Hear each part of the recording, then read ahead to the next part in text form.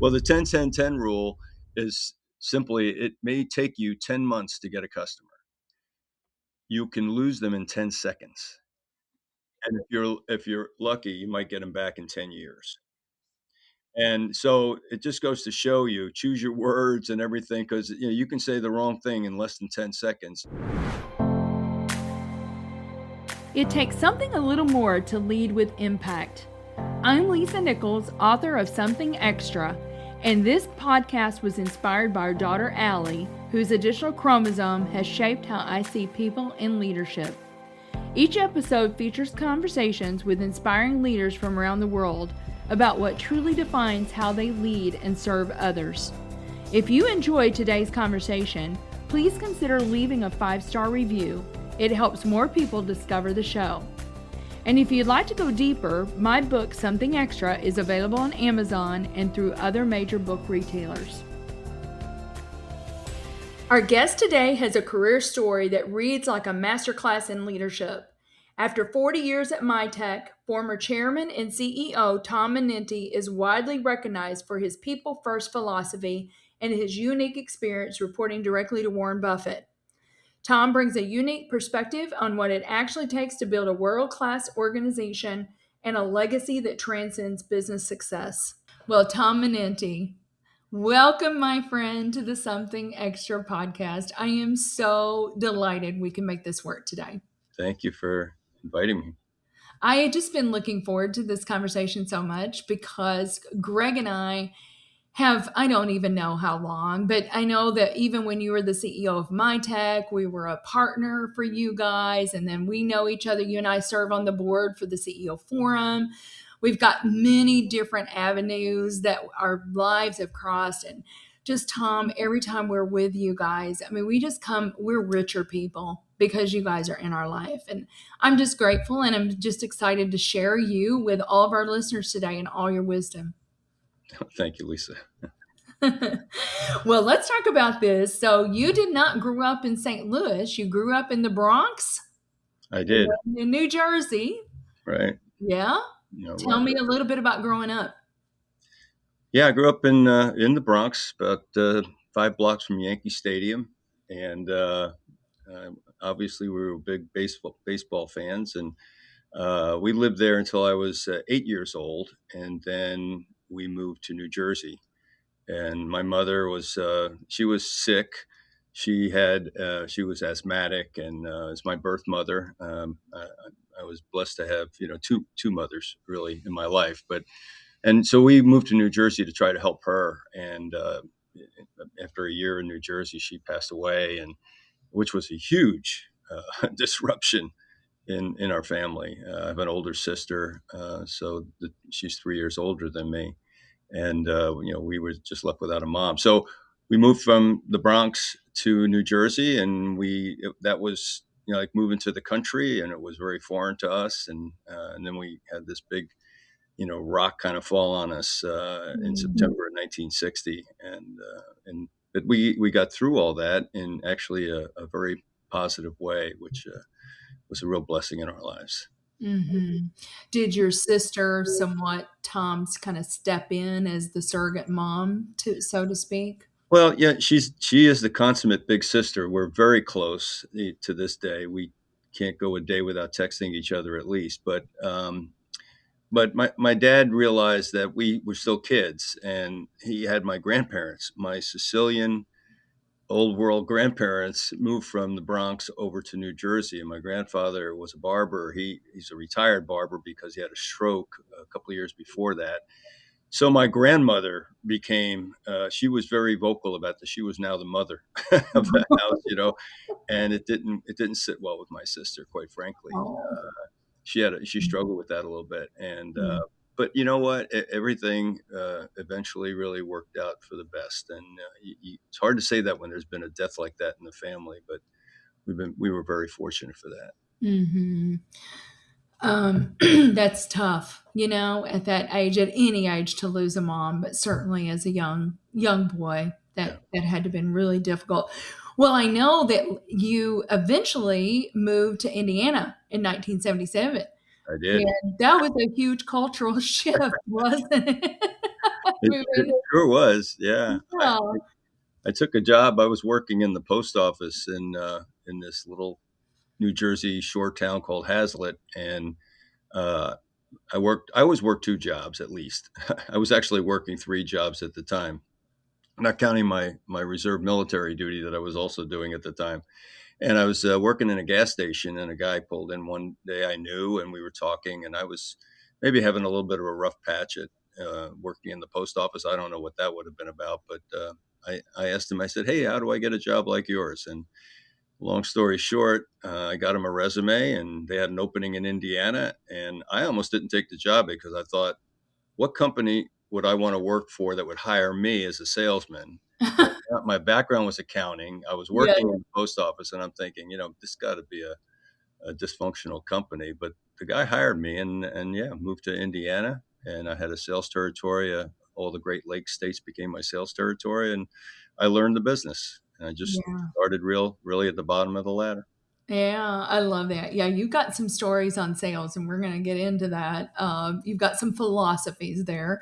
But, one thing that I read, Tom, it was a cultural shift because you said that it was an others way of thinking, thinking outside yourself, thinking about others, right? Yeah, And I also think, and I think, I mean, Tom, for as long as I've known you, this is really the bedrock of who you and Kathy are. But I know that I read also that you found faith in Indiana in 1978. it's true. Yeah, yeah. It was. I was raised Roman Catholic, and which I've always been grateful for the things I learned growing up in the Roman Catholic Church. But there was something lacking, and in Indiana it was different. Even the Roman Catholic Church was different. I started going to a Roman Catholic Church in Mishawaka, Indiana, sister city to South Bend, and you just sitting with the. I went to confession one day and just sat in the pew right next to the priest and had a conversation with him. It wasn't, I didn't go to a Mhm. booth and do all this other stuff. And it was like, wow, this is really different. So I obviously was had something inside me that was seeking, my faith, something in faith different from what I had traditionally done. And then a friend from back in New Jersey actually had led me to faith in Jesus Christ in October 1978, and that started that journey, which has been, just something I treasure. Yeah. It changes everything, doesn't it, Tom? Really did, yeah. It really changes everything. Well, looking back now, how do you think accepting Jesus reshaped your leadership philosophy, everything that you've done since that time? What are some of the things? How did it shape you, reshape Well, you? it made me, once I started to be more serious about my faith, it's one thing to actually, you know, go through that salvation, process, but it's another thing to, start navigating through. And I didn't have anybody really to disciple me, so to speak. So a lot of it was just, self-reading. I was a voracious reader anyway, so I would read in the Bible and I would read commentaries and things like that, and I realized that there was a way of life. You don't get faith in Jesus by doing something because he already did it. So Yes. you just get it by believing, by having faith in what he did for me, identifying with his substitution for me. Hmm. And that really made me think, well, you know, nobody says there's a code of conduct, but you come to realize there is. And God was really good. He just took a lot of things, a lot of desires for things away from me, and like things that just didn't matter anymore. And that's really what got me and helped me so much in business. The first thing I had to overcome was the peer pressure. When somebody wants to ridicule you for now this, oh, now you're a Jesus freak or you're a Bible thumper or something like that, and not taking the bait. And that wasn't easy. And fortunately, I had some people that I had learned to reach out to, my friend back in New Jersey and some others, and my customers. I mean, here I am in the Midwest, and I'm calling on customers, and I'm starting to realize that they, have the same faith that I have, but they're way, way more advanced. I mean, like Hmm. when I met Kathy was, really the biggest transformation because she really guided me through this Protestant faith that I had that wasn't linked to a Roman Catholic church. Yeah.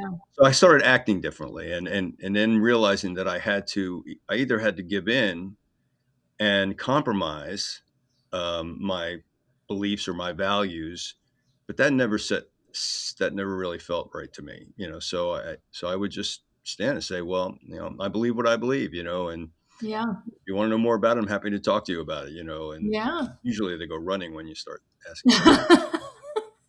But I bet you learned a lot from your customers. Oh my You were gosh. able to have those conversations, right? And Yeah. yeah. I had a customer in Canton, Ohio.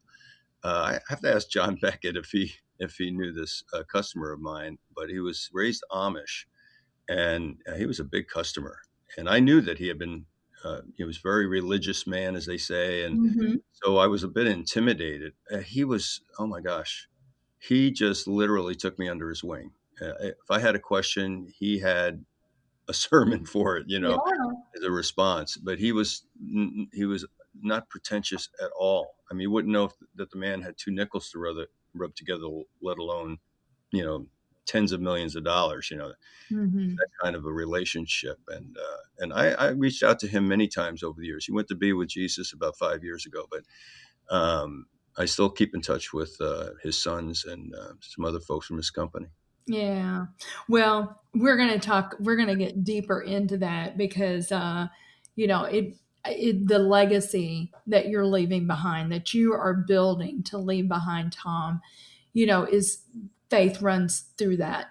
I mean, the thread of faith and what you're doing with your grandkids. So I want to talk about all that.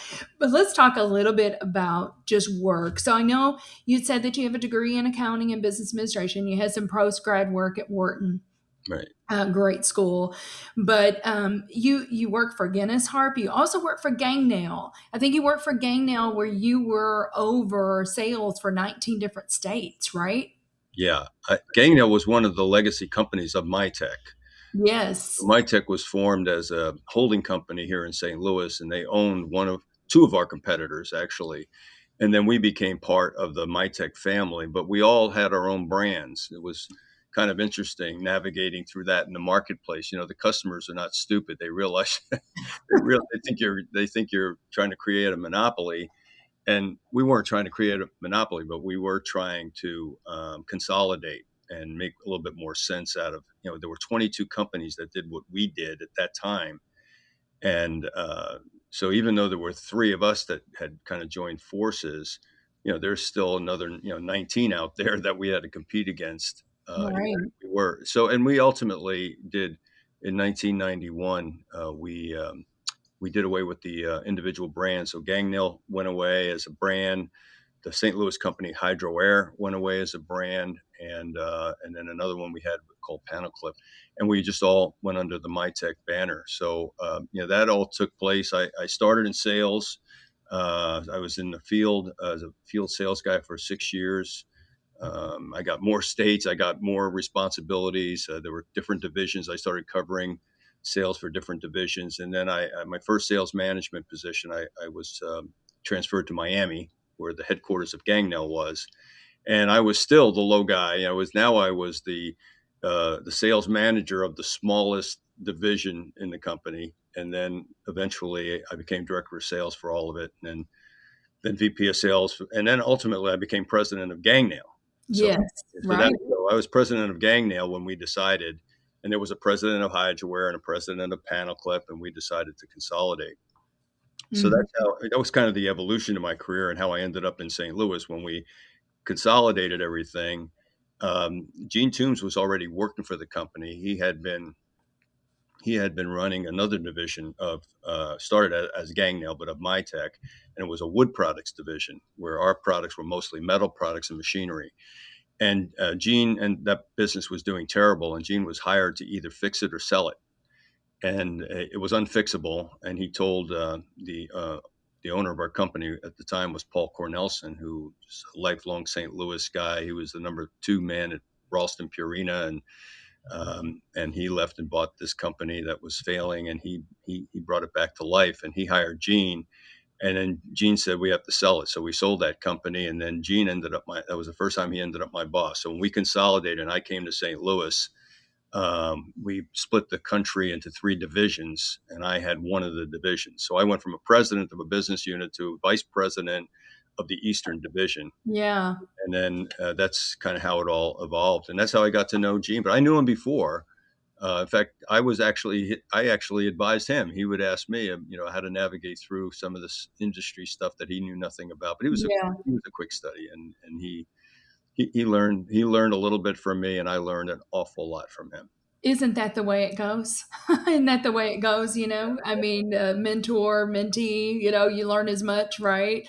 Absolutely. Love Gene Toombs. I served on the junior achievement board with him Oh for yeah, he was. a Yeah, long yeah, yeah. and loved him. And of course, I had an affinity for him immediately because my dad's name was Gene. Ah, And I would always tell him, yeah, my dad actually got to meet him one good. time before he passed away. Yeah, before my dad passed away. And then, of course, Gene passed away a few years ago. But let's talk about MiTek a little bit because MiTek is really known for its strong culture and core values.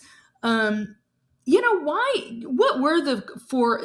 I think there were 7 core values Oh gosh, yeah, that, and you say the core values are unchangeable, right? The way that we go about things can yeah. change because methods change, but the core values themselves. Well, do you remember some of those core values? I'm sure you Oh do. yeah. Well, the number one, I still remember how we came up with those core values. I had left my tech for about 18 months. I actually was still I was still working on a big project for my tech the whole Yes. 18 months. I wasn't actually employed by my tech, and then Gene called and asked me to come back because he wanted to retire in a year or two, and he wanted me to come back to be CEO. So, which I actually didn't want to do. I didn't want to come back, and Kathy didn't want me to go back. And then a lot of prayer about that Yes. was because we would have an opportunity to put a little bit of a different flavor on the culture. Mm-hmm. And when I came back, and I actually I was attending a sales meeting as an observer. I was just I knew a lot of the guys from the old days, when I was there and running the sales department, and uh, and we went through an exercise to identify core values for the company. Mm-hmm. And I thought this is really cool. This is something I would have wanted to do once I became CEO. But we did it, and there were 35 in the room. We broke up into 7 groups of 5. They even insisted that I be part of one of the groups. But they identified all these candidate core values, all the kinds of ones that you would think, of teamwork and all the things.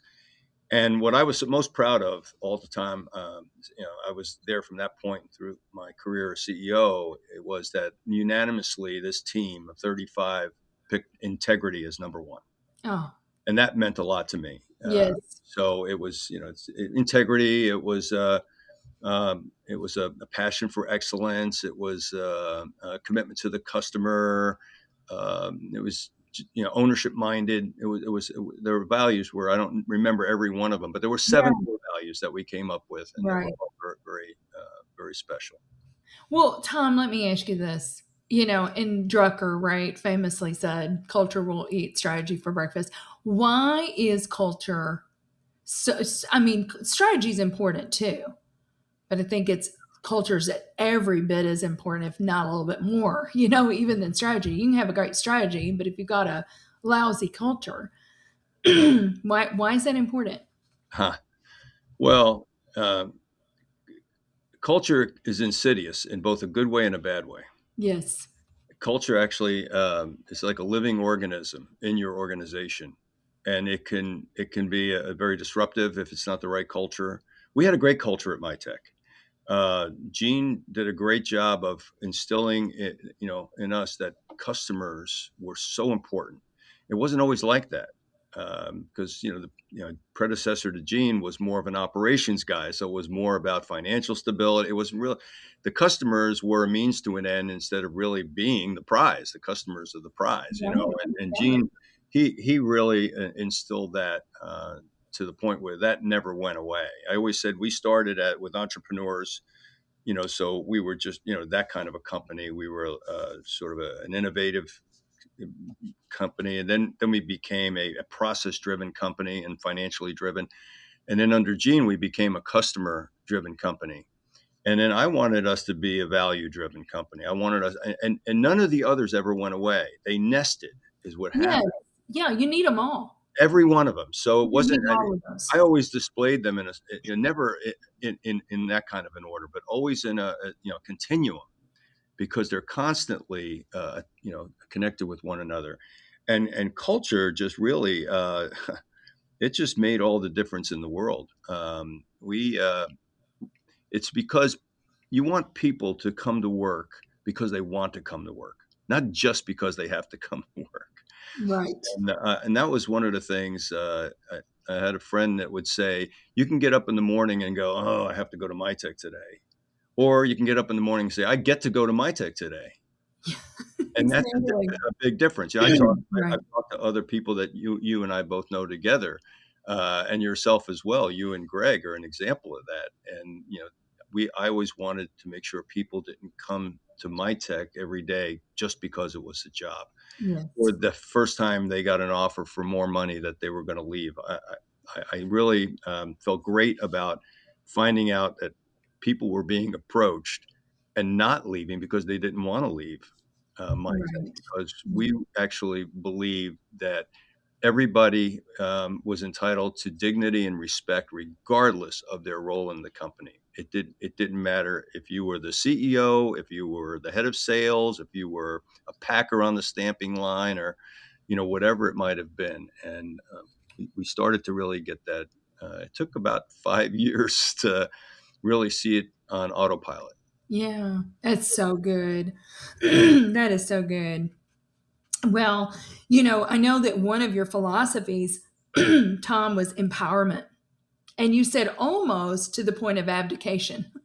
In fact, I read something that said sometimes I felt like, wow, it really felt like you weren't doing anything because you had abdicated. But why is healthy empowerment? What does that really look like? And I do think it's important. People want to have that ownership, right?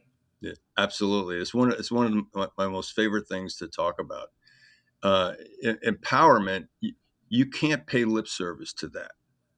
If Yeah. you say that, and that was one of our core values, and thanks for, for prompting me, and Yeah.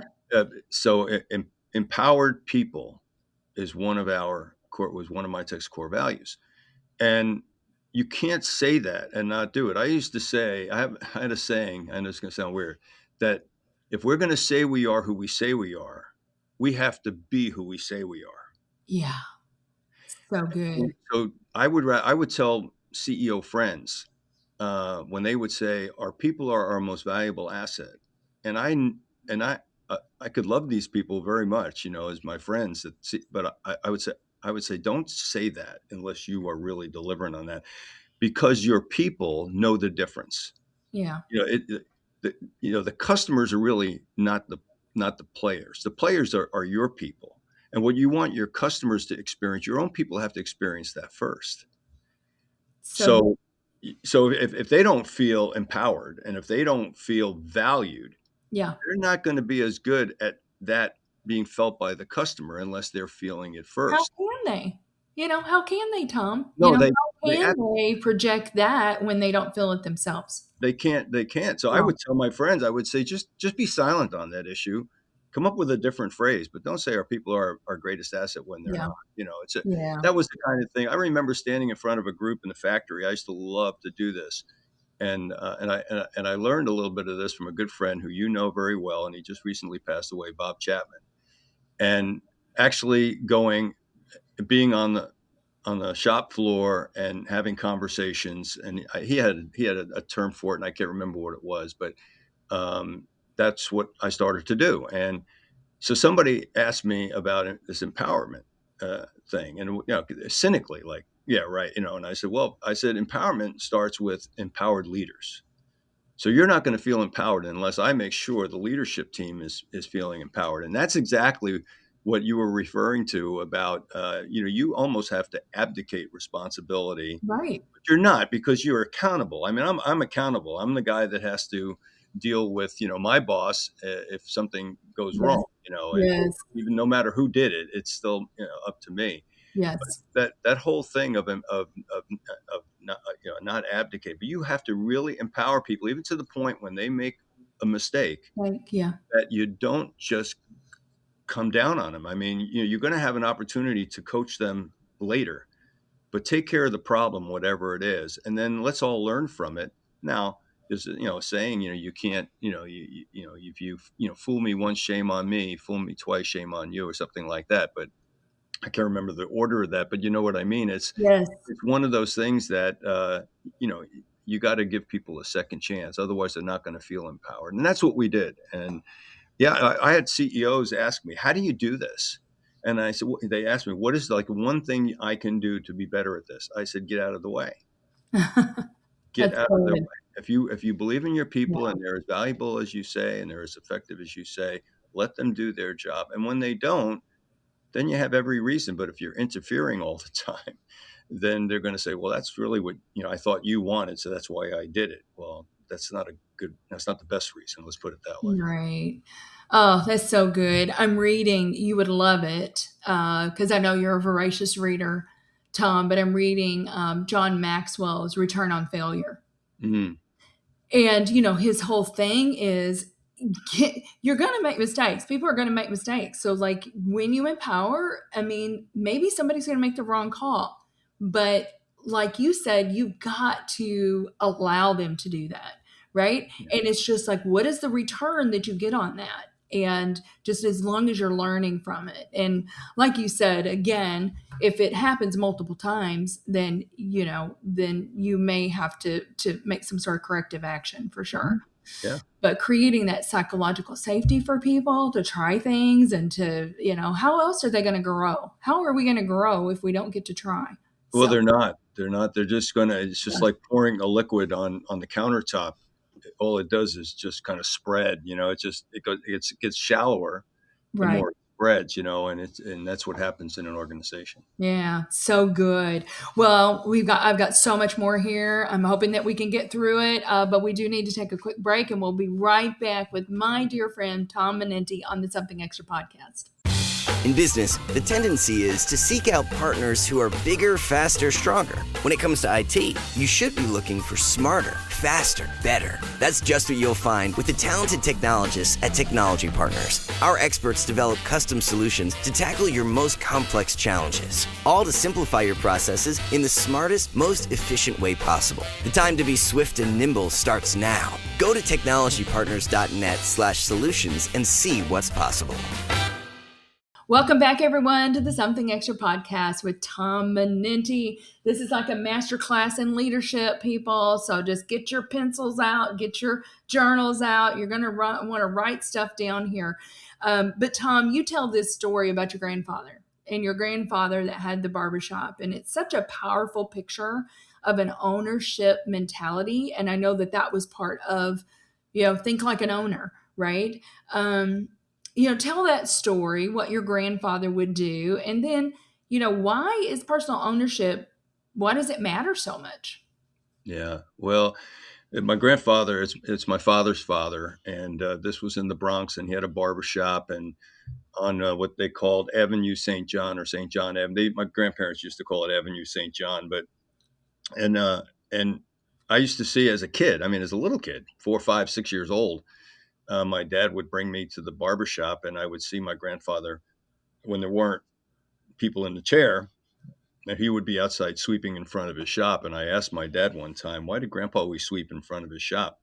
And he told me that Grandpa always felt that if as long as he sweeps in front of his shop, and the person next to him and the person after, all those stores would sweep in front of their shop, eventually the whole street is going to be clean.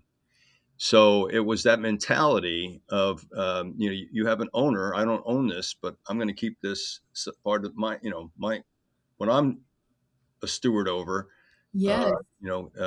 clean, and it's going to be inviting, and it's going to be the right, environment for people to respond to. But yeah, I'll never forget that he said, yeah, if every street in every city did that, the whole city would be clean, and that would be a good thing. And we need more of that today, quite frankly. Yes, we do. And it's so metaphorical, right? For an organization. Yeah. because everyone in the organization owning their role, being the best version of themselves in their role, I mean, the organization is going to run so much better, right? Yeah, and you do it not he wasn't doing it for somebody to pat him on the back and saying No. his name was also Tom, and he, hey, Tom, you keep your shop really, swept clean or whatever. No, it wasn't that. It was just this intrinsic, thought that this is the right thing to do. And then you would see them all doing it, Yeah. different times of the day. That's so cool. What a great. I love the lessons like that will just stick with you, won't they? And they're so transferable, I feel Mhm. like. I mean, I talk about Allie a lot. I just feel like I've learned so much from her just watching, that can be translated into leadership lessons. But we see that every day if we've Mhm. got the eyes to see it, right? That's And true. I love that. Well, let me ask you this. What are some leadership lessons, Tom? And you have 7 grandkids, or do you have 8 now? No, we have seven. Seven, One seven, for each one, day of the week. one for every day, and we're going to talk about that. We're going to talk about that because I love, love, love what you do with your grands. But and I'm sure you're imparting these kind of lessons all the time. But what are some leadership lessons that you think younger generations need to learn today? Well, you know, I, the number one thing is trust. Um, I learned a long time ago in sales. I was not a great salesman, by the way. I just was a relationship guy. Yeah. I really never saw. I used to do I used to do a little talk called "I've never sold a thing in my life." Yes. It's always funny in the company with the technical guys. They go, "Wait, this guy heads up sales. He never sold anything." But I didn't. I created relationships, and then eventually, I mean, I would talk about our products because they would ask me questions, and then one day they would say, we need to buy one of those machines, or we need to start doing business with you, whatever. And then I just, said, okay, great, I'll set it up. But it's so it really people buy from you because they like you and Yes. they trust you. Now your product has to obviously, be relevant to their business, and it needs to be reasonable quality and competitively priced. But that's not the main reason that people continue to buy from you. They buy because they trust you. And it's the same thing in leadership. I always say that leaders lead. Anybody who said with some false humility, well, I like to lead from behind. What is that all about? I mean, lead from behind. No, leaders lead. You got to get out in Yes. front. And I had a friend, somebody that you probably know, but I won't mention.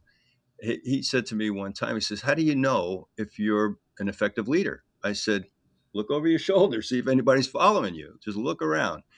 And if they're really not following, if they're just waiting for the next thing, the next command that you have for them, that's not leadership.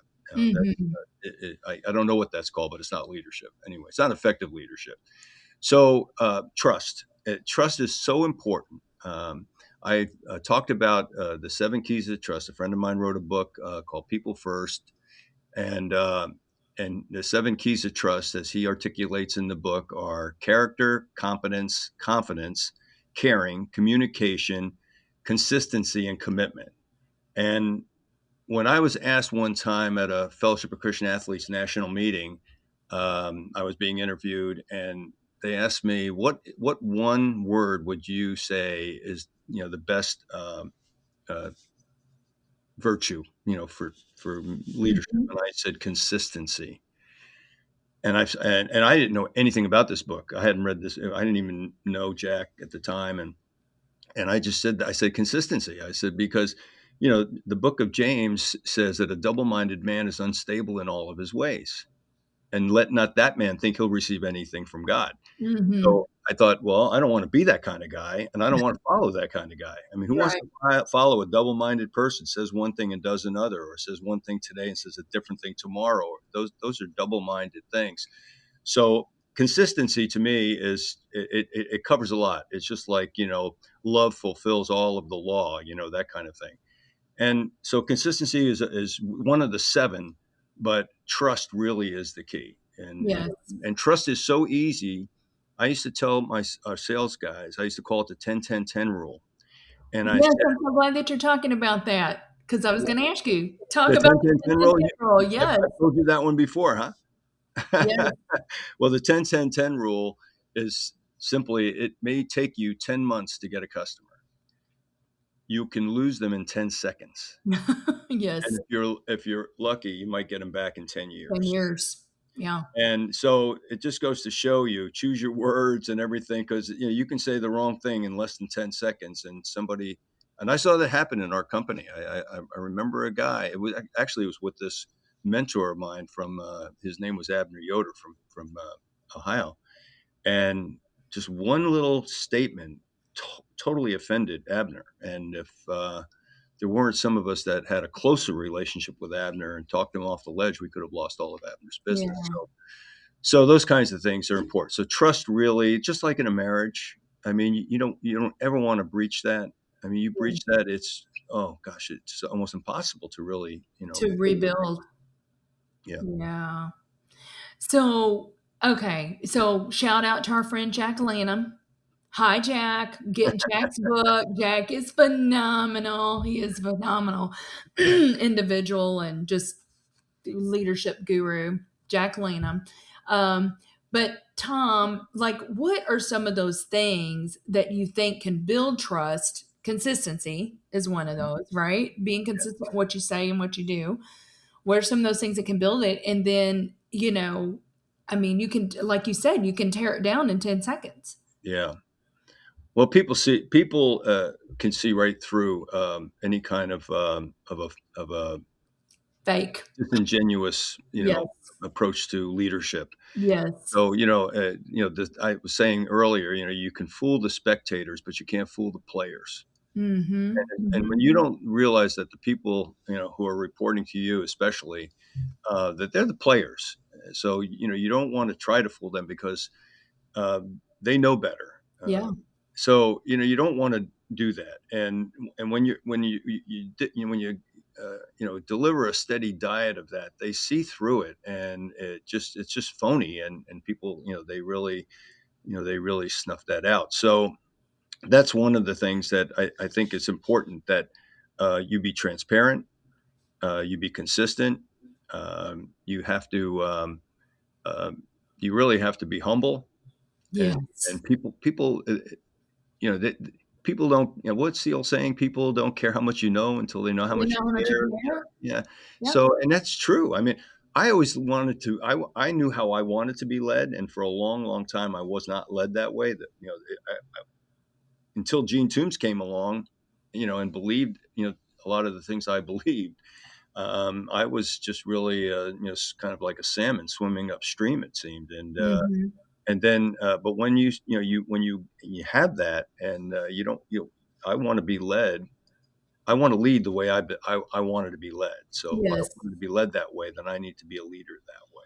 So good. We could do a whole podcast just on trust and how you build it and how it can be lost, right? Yeah. So, Mhm. I'm so glad that you talked about the 10 10 10 because I was going to ask you that. Well, um, okay, so what our listeners might not understand is MiTek is now owned by Berkshire Hathaway. That's right. So I wanted to ask you a couple things about Uncle Warren. Okay. Uh, Warren famously said intelligence and passion can never make up for a lack of integrity, Right. right? And so, for you, you've already talked about that was the number one core value that all 35, it's so integrity is everything. And again, going back to trust, right? Yeah. If you don't have integrity, then trust is going to be broken. But what was it like working under Uncle Warren? It was easy, actually. Easy. It was easy. He was a great example of what empowerment looks like, and he he says this all the time. I think annually they probably still do. They run the clip of Warren testifying before Congress when he was testifying because of the Solomon Brothers insider trading scandal back in the early '80s, I think. And he runs that. and he takes total responsibility for what everybody had done wrong in the company, and vowed to change it and turn it around. And he did that. But he would just remind us that we can afford to make mistakes. We can afford to lose money. We can afford to lose a lot of money. But what we can't afford is to lose one shred of our reputation. And so So good. I just love the fact that, I reported to somebody like that, and Gene worked like that. This year it's 25 years since Warren bought our company. July of 2001 was when he bought the company, and so 25 years. It's to see the company do so well is really good. But that's what working for Warren was easy. He had very few rules. If you want Yeah. to call them He that, was or pretty hands off, right? very Yeah. totally hands off, and he would be lighthearted about things, and you didn't have to lie to him if he was talking about financial things that were way over your head. I would just say, Mhm. I would tease him, and I would say, you keep talking like that, we're going to have to switch to baseball. He's a huge baseball fan, and he knows Yeah. I am. So that's one of the things that Yeah. we would do. That's so good. So good. And I love what you said he said. That we can lose a lot of money, but we Mhm. can't afford to lose 1 ounce of reputation. It's Right. everything. It really is. Um okay. I've got so much more here, but I want to kind of get into some of more personal things. I mean, you've said, I read somewhere, Tom, where you said you wanted to finish well. What does finishing well mean to you? Well, my daily prayer for myself, I do actually pray for myself, and my daily prayer for myself is that I can be as healthy as possible and as strong as possible for as long as possible, whatever that is, so that I can serve God and lead my family well. And that really is my mission statement, I guess you would say, here in retirement, because as there's a line from the television show Blue Bloods, where Frank Reagan says, "All I know is I'm closer to the end than the beginning." So I know that, Yeah. and so I'm thankful for the opportunities to pour into my grandchildren. I don't know if my adult children are going to allow me to pour much more into them. They're probably about bursting at the seams. My youngest, she just turned 40, so they're moving on in their lives, but their children mean everything to Kathy and me, and we do our best to pour into them. So really, that's what's important. So finishing well to me is really living a life of significance in some way. So wherever we can, that's what we try to do. Yeah. I heard somebody say the other day, Tom, and I thought it was so good that when they enter heaven, they want to enter exhausted. Now that sounds like something my friend Larry Collette would say. It wasn't Larry, but Larry could have said that too. But it wasn't Larry. It was somebody else that I was listening to. And they said they want to enter heaven exhausted. Yeah. Because you think, oh, and that's the way I see you and Kathy. I mean, you guys. I know family is everything to you guys. You guys have been married for how long now, Tom? 47 years? 47 years this year. Yeah. 47 years. Give us a couple of pieces of marriage advice for a strong family, because you guys, for strong marriage, and then I want to talk to you about kids and grandkids. Because you guys just clearly, you love each other and you have fun. You guys are still great friends. We are. We've said it for since we were in our 20s when we met, and we just consider each other's best friend. And Yes. I know how long you and Greg have been together, so Yep. but I know you 42. guys are the same way. We were just with a couple this weekend, and he's 10 years younger than me, and he's about to retire, and they're scared that he's going to retire. What are they going to do? And I think, oh my gosh, it never even dawned on Kathy and me that we want to do anything but just hang out with each other as much as we can, which is what we do. Now I traveled a lot in my Yes. career. I never really kept a log of all the miles in all the countries, but I know I've been to over 40 countries and all over the world. And Kathy really, she held the fort together. And to answer your question, one of the things is that Kathy and I, especially on all the big things, we were on the same page. And if for some reason we weren't, maybe we were just like peeking at the page, we weren't on it, we would talk about it and make sure. And we always did that alone. We didn't do it. We didn't hash that stuff out in front of our kids, at least Yes. not that I can recall. So, I mean, I'm not saying that we didn't ever have, a flare up or something. Right. Kids I've had, well, our adult kids have said, when we've seen Kathy and I don't realize we're doing it. I mean, some of my grandchildren say, "Why are you and Grandma arguing?" And we're not We're arguing. What are discussing. you talking about? It's like, so we We've don't heard even that know too, we're Tom. doing it. Yeah, but the kids, the older ones will say, our own kids will say, okay, no fighting in front of the children, meaning them, and Yes. we're not. Yes. It's just that, Yes. but when you're together that long, you almost, you can finish each other's sentences. All of that exactly what I'm talking That's about. right. But the main thing, Lisa, is that that we compromise has become a dirty word. And I don't mean you never compromise your values, your ethics, and things like that. Like you said earlier, that those are immutable. Yes. But compromise is okay. I mean, I remember when in politics, which I actually hate politics, and I don't talk about it very much. But in politics, they used to be compromise positions, where they had actually there was such a thing as a bipartisan decision on something, and you don't see very much of that.